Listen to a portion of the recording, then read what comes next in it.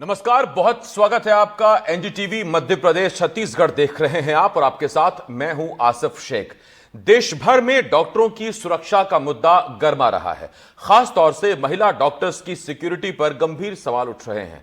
लाखों की संख्या में डॉक्टर्स अलग अलग महानगरों, शहरों और कस्बों तक में सड़क पर उतरे हुए हैं। इसी बीच वियना यूनिवर्सिटी ने अपनी रिसर्च में चौंकाने वाला खुलासा किया है। रिसर्च के मुताबिक फीमेल डॉक्टर्स में सुसाइड के मामले काफी ज्यादा देखे गए हैं। आम लोगों की तुलना में 1, 2, 5, 10 नहीं 76% अधिक। यही नहीं, पुरुष डॉक्टर्स में भी अन्य प्रोफेशनल्स के मुकाबले सुसाइड के केसेस 40% ज्यादा पाए गए हैं। जाहिर है ये आंकड़े पूरी दुनिया के लिए खतरे का अलार्म है। आज हम इसी पर बात करेंगे, वजहों को समझेंगे और इसके समाधान के उपाय भी जानने की कोशिश करेंगे। डॉक्टर्स की मेंटल कंडीशन और वियना यूनिवर्सिटी की इस रिपोर्ट पर हमारे सहयोगी अतुल गौड़ ने डॉक्टर से ही बातचीत की है। जरा इसे देखिए। वियना यूनिवर्सिटी की एक रिपोर्ट सामने आई है। 20 देशों के ऊपर अनुसंधान किया गया है। रिसर्च में कहा गया है कि कहीं ना कहीं जो लेडीज वर्किंग डॉक्टर्स हैं उनको एंजाइटी की समस्या हो सकती है और लगातार ये चीज़ें देखने में भी आ रही हैं, क्योंकि हम अगर बात करें डॉक्टर्स की तो इन्हें न केवल स्ट्रेसफुल जीवन जीने का आदी होना पड़ता है, बल्कि वर्किंग लोड की वजह से इनके स्वभाव में भी लगातार परिवर्तन देखा जा रहा है। डॉक्टर्स के साथ में हम इस समय मौजूद हैं और हम उन लेडीज़ डॉक्टर से ही समझने की कोशिश करते हैं कि जो वियना यूनिवर्सिटी की रिपोर्ट में रिसर्च में कहा गया है उससे वो कितना इत्तेफाक रखती हैं। डॉक्टर साहब, आप बता दीजिए कि जिस तरह से एंजाइटी बढ़ रही है या महिलाओं डॉक्टरों को खास तौर से प्रेशर है, तो आप महसूस करती हैं? हाँ, वो बिल्कुल महसूस करते हैं, क्योंकि क्या होता है कि जनरल जो ओपीडी रहती है सरकारी अस्पताल में वो बहुत ज़्यादा रहती है। उस हिसाब से मैन पावर कम है। सपोज़ एक डॉक्टर है, उसको ज़्यादा मरीज़ देखने हैं, मरीज़ का प्रेशर है, मरीज़ का इमोशनल प्रेशर है, वो अगर बिगड़ी हालत में आते हैं तो उसका स्ट्रेस है। इस वजह से बहुत एंजाइटी में रहते हैं और स्ट्रेस में भी रहते हैं। एक फियर भी डेवलप हो चुका है अब, जो इतनी सारी घटनाएं हुई हैं उस वजह से। फियर भी है। दूसरी बात अगर हम बात करें तो गायनिक सेक्शन में ज़्यादा लोड है। गायनिक सेक्शन में बहुत लोड है और वहाँ प्रेशर भी बहुत ज़्यादा रहता है, क्योंकि अगर क्रिटिकल कंडीशन में कोई आता है, उसको कोई अगर नुकसान होता है तो वो पूरा गुस्सा डॉक्टर्स के ऊपर निकालते हैं। डॉक्टर से ऊपर निकालती है और इससे एंजाइटी बढ़ती है। इससे एंजाइटी, फियर दोनों बहुत बढ़ते हैं। तो इससे बचने के लिए डॉक्टर क्या करते हैं? इससे बचने का कोई उपाय ही नहीं है। वो जो भी सिचुएशन है उसको फेस करना है, इसके अलावा और कोई सिचुएशन फेस करनी है।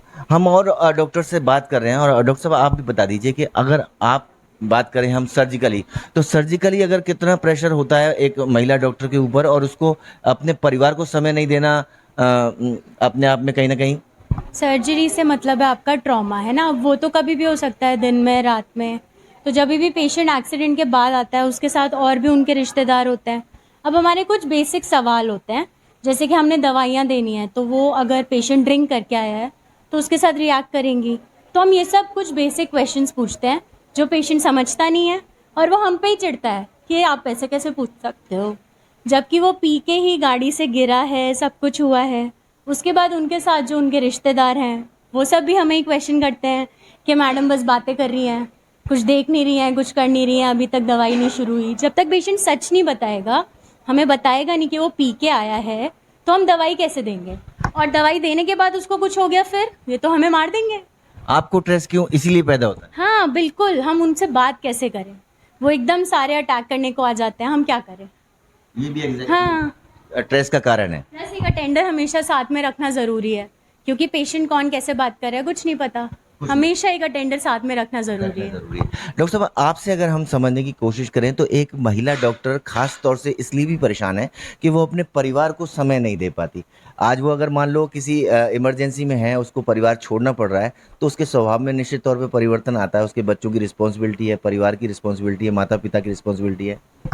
ऑब्वियसली जैसे हम लोग सरकारी में, तो ज़रूरी नहीं है कि हमारी पोस्टिंग जो है हमारे शहर में ही लगे। जैसे हम लोग बाहर से आके काम कर रहे हैं यहाँ, तो ऑब्वियसली पहले तो फैमिली से दूर हैं।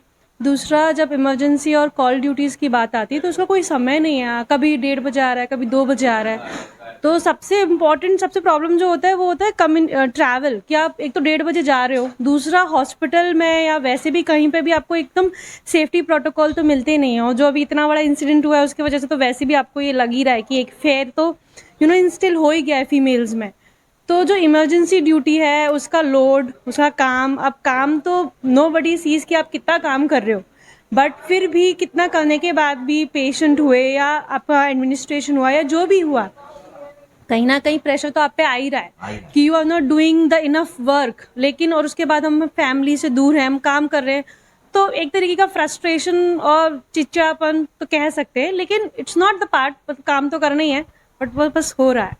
डॉक्टर्स कहते हैं कि जिम्मेदारी है और शासन की ड्यूटी पूरी करनी है, इसलिए काम बहुत महत्वपूर्ण है। हालांकि वो पूरी तरह से वियना यूनिवर्सिटी की इस रिसर्च से इत्तेफाक रखते हैं और कहते हैं कि काम के लोड और मरीजों के सामने आने वाली परेशानियों से एंजाइटी बढ़ती है और निश्चित तौर पर कहीं ना कहीं चिड़चिड़ापन सामने आता है।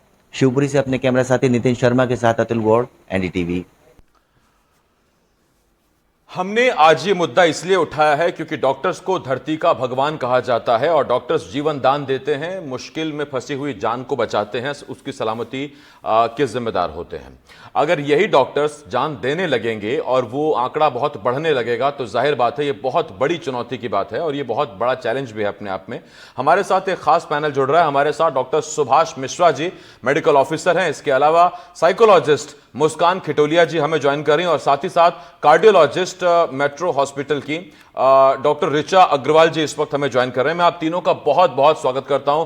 डॉक्टर ऋचा, आपका स्वागत है, इसके साथ साथ मुस्कान जी आपका भी स्वागत है और डॉक्टर सुभाष आपका भी स्वागत करता हूं। सबसे पहले मैं डॉक्टर ऋचा के पास ही जा रहा हूं और आपसे पूछना चाहता हूं, क्योंकि आप एक कार्डियोलॉजिस्ट भी हैं, एक महिला भी हैं, डॉक्टर भी हैं। डॉक्टर ऋचा, हम तो ये जानते हैं कि जितनी टास्किंग एक महिला हो सकती है, जितने वो मल्टीटास्क काम कर सकती हैं, उतना पुरुष नहीं कर सकता।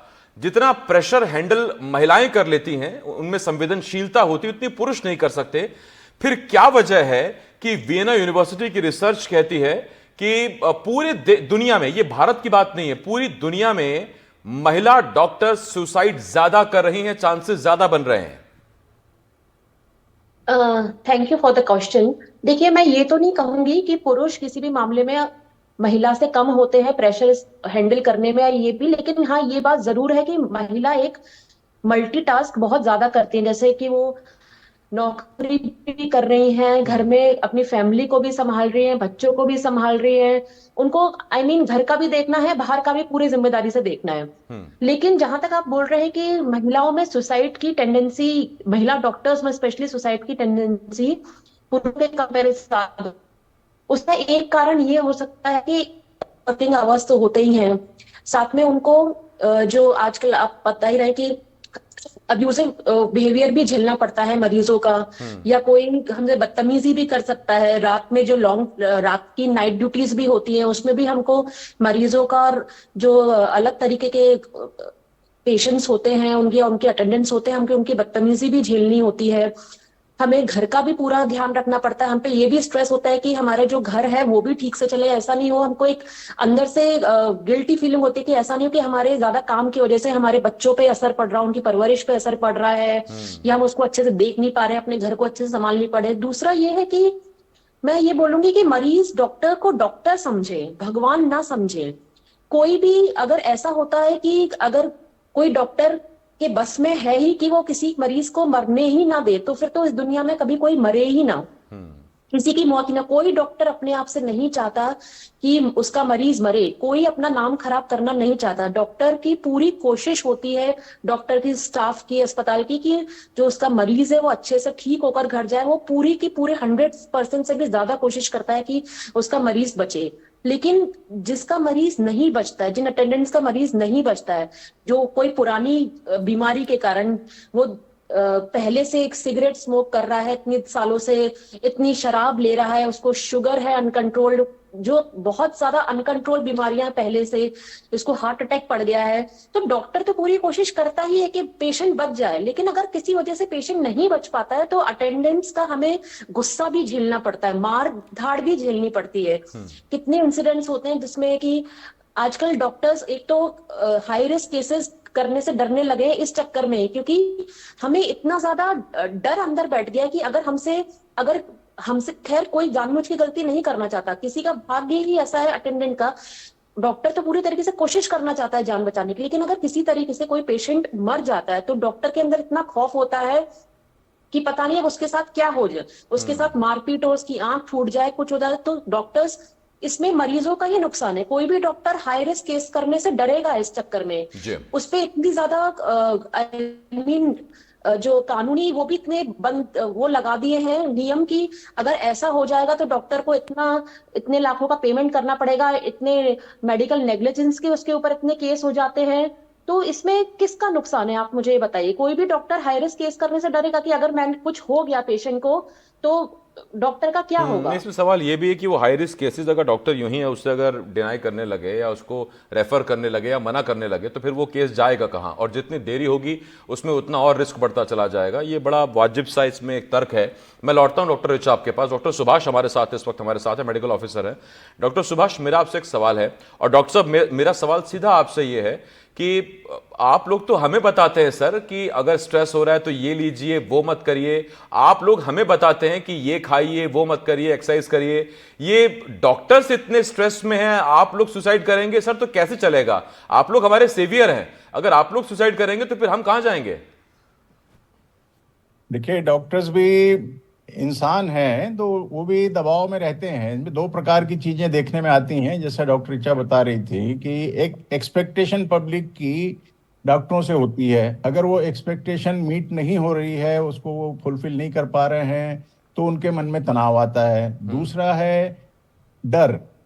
डर इसलिए आ रहा है कि सुरक्षा की व्यवस्था उनके अस्पताल में अगर नहीं है तो उन्हें ये डर रहता है कि भाई मैन हैंडलिंग ना हो जाए या कोई ऐसी समस्या ना आ जाए। तो तनाव भी है एंजाइटी का और डर भी है। इसके कारण से डॉक्टरों में ये मानसिक परिस्थिति बिगड़ने के इंसिडेंसेस बढ़ गए हैं। और महिलाएं थोड़ा सा ज़्यादा सेंसिटिव होती हैं। दूसरा, उनके ऊपर पारिवारिक जवाबदारी होती है, इसलिए पुरुष डॉक्टरों की तुलना में महिला डॉक्टरों के ऊपर मानसिक तनाव ज़्यादा होता है।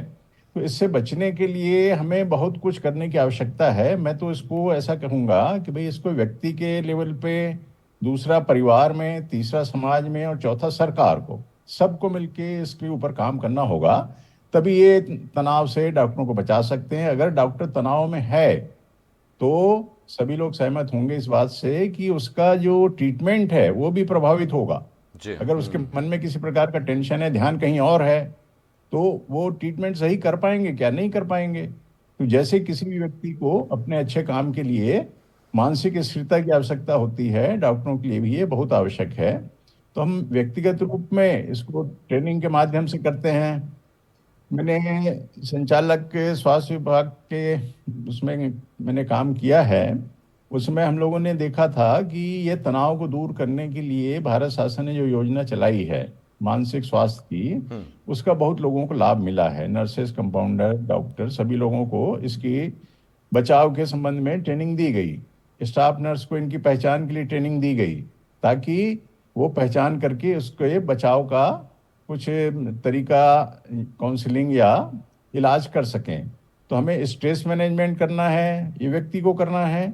उसको ऐसा अनुभव करना होगा कि भाई हमको जो अपना काम है उसे स्ट्रेस के साथ नहीं करें, खुश होकर के करें। समस्या है तो उसका निदान करवाएं, काउंसलिंग करवा लें। ये बात मैं आपकी इसलिए पूरी तरह से इत्तेफाक रखता हूं डॉक्टर सुभाष, क्योंकि मान लीजिए आप अपना कर्म कर रहे हैं सर, मैं अपना कर्म कर रहा हूं।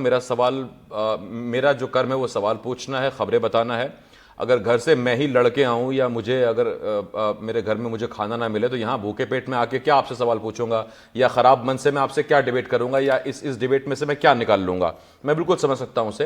मैं आपके पास आ रहा हूं। इस डिबेट में एक साइकोलॉजिस्ट मुस्कान खिटोलिया जी हमारे साथ हैं, उन्हें खासतौर पर हमने इस डिबेट में रखना चाहा। और मुस्कान जी से मैं यही पूछना चाहूंगा कि डॉक्टर्स के चेहरे पर मुस्कान कैसे आए। मुस्कान जी, पहला तो मेरा जो सवाल है आपसे वो ये है कि दिमागी तौर पर मैं कम से कम ये मान के चलता हूं कि डॉक्टर ऋचा जो इस डिबेट में बैठी हैं और डॉक्टर सुभाष जो इस डिबेट में बैठे हैं वो मुझसे कहीं ज्यादा स्ट्रांग हैं प्रेशर हैंडलिंग के मामले में। क्योंकि देखिए, हो सकता है कि मैं तो खैर एक लड़का हूं, लेकिन कई बार हम देखते हैं कि कुछ कमजोर दिल के लोग ऐसे होते हैं कि किसी अगर खून देख लिया, बड़ा घाव देख लिया तो पता लगा चक्कर आ गए। कम से कम इन चीजों के मामले में तो हमारे डॉक्टर्स बहुत स्ट्रांग होते हैं, क्योंकि इनको डील ही इस चीज से करना होता है। ऐसी क्या वजह बन जाती हैं कि हमारे डॉक्टर्स सुसाइड करने पर आमादा हो रहे हैं। 79% ज्यादा चांसेस हैं फीमेल डॉक्टर्स के सुसाइड करने के, वियना यूनिवर्सिटी के आंकड़े कहते हैं। आई थिंक डॉक्टर रिचा ने बहुत अच्छे ढंग से इसका आंसर किया था। अभी उन्होंने बहुत अच्छे पॉइंट्स कवर करे थे, आई मस्ट से। सो मुझे लगता है इसका सबसे बड़ा कारण हाई एक्सपेक्टेशंस ही हैं। और लोगों को लगता है कि डॉक्टर है तो, और लोगों को एक और आजकल आदत लगी हुई है ब्लेम बहुत ज्यादा करने की, कि इस वजह से ठीक नहीं हुए, हम अपना काम कर सकते हैं। सो सिमिलरली लोग डिप्रेशन के लिए आते हैं, एंजाइटी के लिए आते हैं हमारे पास भी, तो उसमें कोई जादू नहीं होता है। They have to come every session and they have to. तो लोग कितने इरेगुलर हैं एक्चुअली, लोग कहना भी तो नहीं मानते हैं ना आजकल। That is also a very big point. So ultimately we are not gods and no doctor is a god, we are only humans and there is only knowledge. Of course there should be awareness, और आजकल बहुत gender bias भी बहुत हो गया है। मुझे लगता है महिलाओं को उतना इम्पोर्टेंस नहीं दिया जाता है वर्क प्लेस पे भी, जितना एक मेल कैंडिडेट को दिया जाता है। So this is what I feel. अच्छा मुस्कान जी, मुझे आपसे एक सवाल और पूछना है। मैं इसे जरा दूसरे पहलू से देखने की कोशिश कर रहा हूं कि क्या ऐसा है, मैं ये नहीं कह रहा कि ऐसा ही है, मैं पूछ रहा हूं कि क्या ऐसा है कि आप ही की डॉक्टर बिरादरी से कुछ लोग ऐसे हैं जिन्होंने शायद पैसे कमाने के चक्कर में या अस्पतालों को सेवा से अलग हटके उसे एक्सट्रीम कॉर्पोरेट बनाने के चक्कर में छोटी बीमारियों को बड़ा बताया, और उस केसेस में कई बार पता लगा कि आईसीयू जाने की जरूरत नहीं थी, आईसीयू में दे दिया गया, बहुत हाई सीरम्स की जरूरत नहीं थी या बाकी चीजों की जरूरत नहीं थी, वो दे दिए गए। नतीजा यह हुआ कि मरीज जो ठीक हो सकता था शायद वो उसकी मौत हुई। और फिर वहां से वो एक लोगों के मन में एक धारणा आ गई कि डॉक्टर्स के पास अगर आप जा रहे हैं तो वो आपके 2 रुपए के इलाज के 20,000 रुपए करने को तैयार बैठे हैं, और शायद वो एक गुस्सा भी बढ़ने लगा। ज्यादातर डॉक्टर जमात हमारी मरीजों को ठीक करने में जूझ रही है, लगी हुई है, जुटी हुई है, लेकिन क्या आप ही के अंदर से कुछ डॉक्टर्स की इन करतूतों की वजह से अविश्वास की स्थिति भी पैदा हुई है क्या डॉक्टर्स के लिए, जो बाद में आपके लिए स्ट्रेस बनी? देखिए ऐसा बिल्कुल है, ऐसा है, लेकिन ऐसा हर किसी के साथ नहीं है। I am sure you must also be, you will agree to that, and doctor Richa and doctor Subhash will also agree to that. कुछ लोग ऐसे होते हैं, हो सकता है कि कुछ लोगों ने ऐसा कुछ फायदा उठाया हो, आई डोंट नो, एंड कुछ लोग वाकई में हेल्प भी करना चाहते हैं। लेकिन आजकल लोगों की मानसिकता ऐसी हो गई है, शक करने वाली। ये भी, दिस इज ऑल्सो, ये भी बहुत बड़ा कारण है इसमें। लोग बहुत ज्यादा क्वेश्चन करते हैं, लोग गूगल बहुत ज्यादा करके आ जाते हैं कि आप ढंग से नहीं कर रहे हो अपना काम, आपने ये किया है, आपने वो किया है, आपकी प्रिस्क्रिप्शन गलत है, आपका डायग्नोसिस गलत है। लोग बहुत क्वेश्चन करते हैं, उससे of course it becomes difficult for a professional to help the person. And फिर वही लोग कंप्लेन भी करते हैं कि नहीं आपने इतने दिन में बोला था, इतने दिन में ठीक नहीं हुआ, इतने दिन में ये ठीक नहीं हुआ।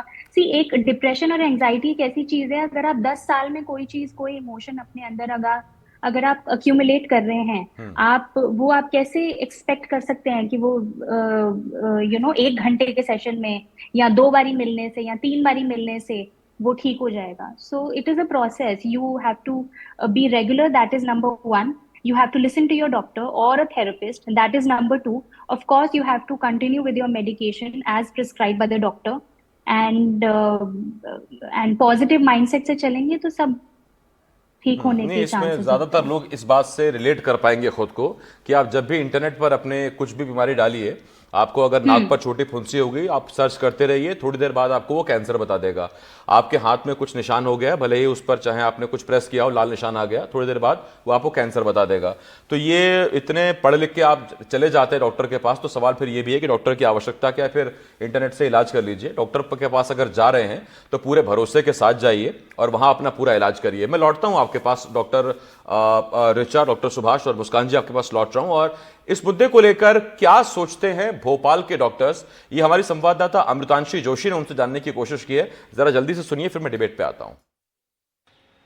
पूरे देश भर में जहां एक और जूनियर डॉक्टर्स का प्रदर्शन अभी कहीं ना कहीं खत्म हो चुका है, वो अपने कामों पर लौट गए हैं, लेकिन एक आस या फिर एक उम्मीद उनके अंदर भी बाकी है कि उनकी मांगों पर ध्यान दिया जाए। लेकिन कई मेडिकल रिपोर्ट्स में, कई रिसर्चेस में ये सामने आया है कि जो जूनियर डॉक्टर्स होते हैं, जो तमाम डॉक्टर्स होते हैं अगर बात की जाए, तो उनके जो वर्क आवर्स होते हैं वो बहुत लंबे होते हैं। और ऐसे में आम इंसानों और इन डॉक्टर्स के बीच में जो खुदकुशी के रेट्स हैं वो काफ़ी ज़्यादा बढ़ जाते हैं। मेरे साथ डॉक्टर्स मौजूद हैं, उनसे ही मैं बातचीत करूंगी और जानूंगी। खासतौर से महिलाओं में ये काफ़ी ज़्यादा देखा जाता है कि निजी जीवन और जो वर्क लाइफ बैलेंस है वो नहीं हो पाता है। संकेत जी, मैं आपसे बात करना चाहूँगी सबसे पहले, कितना जो है एक वर्क लाइफ बैलेंस नहीं हो पा रहा है, क्योंकि 36 घंटे की ड्यूटी है, घर पर भी देखना है, ये भी देखना है। महिलाओं में भी खुदकुशी के केसेस बढ़ रहे हैं। पिछले साल बाला सरस्वती का केस ही हमने देखा था। किस तरह से जो है इसको देखते हैं आप? मेरा मानना ये है कि जो मेडिकल प्रोफेशन है वो उसकी तैयारी से, जब अपन नीट यूजी की तैयारी करो तब से ही इतना ज़्यादा डेडिकेशन, डिमांडिंग और हेक्टिक है कि हम जब अपने स्कूल से निकले उसके बाद इस तरह तैयारी में लग जाते हैं कि 24 घंटे पढ़ रहे हैं, बस पढ़ रहे हैं। उसके बाद फिर उसके बाद हम MBBS करते हैं, तो धीरे धीरे हम अपने दोस्तों से, फैमिली से कटते चले जाते हैं। उसके बाद जब हम प्री PG की तैयारी करके PG करने आते हैं तो यहाँ तो 36 घंटे की ड्यूटी होती है, सोने का वक्त नहीं है, खाने का वक्त नहीं है, एक बार भी फ़ोन चेक नहीं कर पाएंगे, तो फिर कैसे अपने फैमिली और वर्क लाइफ बैलेंस को मेंटेन रखेंगे। तो इन सब चीज़ों की वजह से जो रिश्ते हैं वो धीरे धीरे कमज़ोर भी होते हैं। कई लोगों के बहुत सारी चीज़ें सुनने मिलती हैं, अब सब लोग इतने अंडरस्टैंडिंग हो नहीं पाते, इसलिए दिक्कतें आती है और रिश्ते टूटते हैं, लोग टूट जाते हैं, सुसाइड के केसेस होते हैं। मेरा ऐसा मानना नहीं है कि ये सिर्फ फीमेल्स का प्रॉब्लम है, ये मेल्स में भी है, ये पूरे मेडिकल फ्रेटर्निटी का प्रॉब्लम है। आप ड्यूटी कर रहे हैं, घर जाके आपको घर वालों को खाना भी देना है, बनाना भी है, कपड़े भी धोने हैं, और वो कोई और नहीं कर पाएगा, वो आपको ही करना है। थोड़ा बहुत आपको हेल्प मिल जाएगा लेकिन पूरी तरह नहीं मिलेगा। मेंटली कितना ये परेशानी भरा होता है। जी, जैसे ही हम रेसिडेंसी में आते हैं, एक तो ये है कि रीज़न कि एक तो हम बाहर सीट उठा रहे हैं तो हमें अकेला रहना पड़ जाता है कई बार। अगर आप मैरिड हैं तो उसमें आपको मैरिड लाइफ भी अपना बैलेंस करके चलना है ड्यूटी के साथ। ड्यूटीज़ हेक्टिक हैं, 36 आवर्स की हैं। एक रीज़न ये है कि हम फैमिली से भी दूर हो जा रहे हैं। जैसे मैं हॉस्टल में रहती हूँ, अभी मैं अनमैरिड हूँ, तो मैं फैमिली से दूर हूँ, प्लस मेरी ड्यूटी 24 आवर्स की लग रही है, 36 आवर्स की लग रही है। मैं शेयर नहीं कर पा रही अपनी जो प्रॉब्लम्स हैं, वो एक मेजर रीज़न है यहाँ पे। एक रीज़न ये है कि जो निजी जीवन है और जो वर्क है हमारा, वो हम बैलेंस नहीं कर पाते, क्योंकि इतनी ज़्यादा हेक्टिक हो जाती है ड्यूटीज़ की। कई बार स्ट्रेस हम शेयर नहीं कर पाते अपना। हमें कोई निजी परेशानी हो रही है या कोई हरास कर रहा है या कोई कुछ बोल दिया, वो हमें चाहिए कि हम अपने निजी लोगों से शेयर कर पाएँ। तो ये एक बहुत बड़ी भोपाल से चीज निकल के आई है, और डॉक्टर ऋचा इस वक्त मेरे साथ है। डॉक्टर ऋचा, ये चीज आपके साथ भी हुई क्या कि इस प्रोफेशन में आने के बाद अपने जो नियर डियर थे उनसे एक दूरी हो गई, फ्रेंड्स छूट गए, फैमिली से ज़्यादा बात नहीं हो पाती है, नतीजा ये होता है कि वो स्ट्रेस लेवल बढ़ता चला जाता है और फिर वो बॉडी जो है वो प्रेशर कुकर बन जाती है? बिल्कुल ठीक बोल रहे हैं आप। एक्चुअली क्या होता है कि जब हम 12th पास करते हैं, 12th के बाद भी हम पहले PMT की प्रिपरेशन करते हैं, नीट UG की प्रिपरेशन करते हैं। जब उसमें सिलेक्ट होते हैं तो हम 5-5.5 साल का MBBS करते हैं। उसके बाद हम PG की प्रिपरेशन करते हैं, जो एंट्रेंस एग्जाम है। उसके बाद हम PG करते हैं, उसके बाद हम सुपर स्पेशलिटी के लिए प्रिपरेशन करते हैं, फिर हम सुपर स्पेशलिटी करते हैं। तो आप ये समझिए कि हमको निरंतर कितनी कठिन मेहनत करनी पड़ती है। दिन में कम से कम 18 घंटे हमें निरंतर पढ़ते रहना पड़ता है, एंट्रेंस में भी और जब आप कोर्स कर रहे हैं तब भी। तो मतलब 12th के बाद भी आप ये समझिए कि सुपर स्पेशलिटी तक करने तक कम से कम 15 साल, 12 से 15 साल हमें निरंतर पढ़ना होता है। उसमें हमें सब कुछ अपना जो एंजॉय करने के जो मोमेंट्स होते हैं फैमिली के साथ, हम किसी की शादी में नहीं जा रहे हैं, अपने नियर एंड डियर्स की, अपने फ्रेंड से हम बातें नहीं कर पा रहे हैं, हम कोई भी फेस्टिवल, कोई भी ओकेजन नहीं मना पा रहे हैं। तो आप ये सोचिए कि तो मैं तो आपसे फिर ये पूछना चाहूंगा, तो इसमें तो दिक्कत है। डॉक्टर सुभाष, मैं आपके पास आ रहा हूं। सर, मैं जानना आपसे ही चाहूंगा, जब आप, जैसे डॉक्टर ऋचा बता रही थी कि आप अपनी फीलिंग नहीं शेयर कर सकते, अगर आप प्रोफेशन में आएंगे, सीट पर बैठेंगे, आप खुद ही फूके हुए हैं, मतलब मेरा मतलब विचारों से, तो कोई जला फूका आपके पास आएगा, कैसे इलाज होगा उसका बेहतर? आप तो खुद ही परेशान रहेंगे सर। सर, ये देखिए, ये डॉक्टरी का जो प्रोफेशन है, मेडिकल प्रोफेशन, एक डेडिकेशन का प्रोफेशन है, इसमें strong will power and mental status वालों को ही ज्वाइन करना चाहिए। जो नहीं इसको संभाल सकते, they should not join it, because everyone knows how much time it has to be spent in this profession, है ना। और सीखना आपके लिए जरूरी है। आप अंडर ग्रेजुएट के रूप में, पोस्ट ग्रेजुएट के रूप में जब तक अच्छे से सीखेंगे नहीं, तो ये स्ट्रेस स्ट्रेन आपको मेंटली तैयार होके लेना चाहिए। जहां तक सवाल ये है कि इसको हम कैसे फेस करें, तो ये सीनियर डॉक्टर, मैं सजेस्ट ये करता हूं डॉक्टरों को कि भाई पहले तो आप अपने ग्रुप में फ्रेंड्स के साथ में रहो, शेयर करो। दूसरी बात, अगर कोई प्रॉब्लम आती है, जैसे मैनेजमेंट से आती है, तो उनसे अपनी बात को पोलाइटली रखो, ताकि आपको ये डर ना रहे कि भाई हमारे खिलाफ कोई कार्रवाई ना हो जाए। अच्छा, मोस्ट ऑफ द टाइम लोगों को पता नहीं रहता कि भाई कहीं पर कोई समस्या है, तो एडमिनिस्ट्रेशन उसको ठीक नहीं कर पाता। तो जब आप अपनी समस्या उनको बताओगे, तो they will definitely try to do something. दूसरा एस्पेक्ट आता है कि भाई सोसाइटी, दोनों डॉक्टरों ने और मैं भी इसको महसूस कर रहा हूँ, और आपने भी बोला भी, भाई सोसाइटी की जवाबदारी बहुत बड़ी है। सोसाइटी भगवान के जैसा माने डॉक्टर को, भगवान ना समझे, नंबर 1। नंबर 2, अगर मरीज के प्रति अच्छा इलाज करने के बाद भी जो भी रिजल्ट आता है, तो उसे स्वीकार करना चाहिए। अभी मैं महसूस करता हूं कि डॉक्टर और पेशेंट के बीच में जो रिलेशंस हैं, उसमें विश्वास की कमी हो रही है। लोग ठीक बात है सर, पैसा यही वो पॉइंट्स थे जिन पर हमने बात की। मेरे पास बहुत खत्म हो गया, लेकिन इतना जरूर है सर, या तो मरीज डॉक्टर को भगवान माने, और फिर कोई भगवान पर कोई हाथ नहीं उठाता है, तो अगर भगवान मान रहे हैं तो फिर भगवान मान लें, और अगर नहीं मान रहे हैं तो ये मान लें कि वो भगवान नहीं है, वो जितना बेहतर कर सकते हैं उन्होंने उतना किया। दोनों बातों में मतलब भगवान मानना भी है, फिर उनसे लड़ाई भी करनी है, ये नहीं चलेगा। हमें थोड़ा समझना होगा इन चीजों को लेके।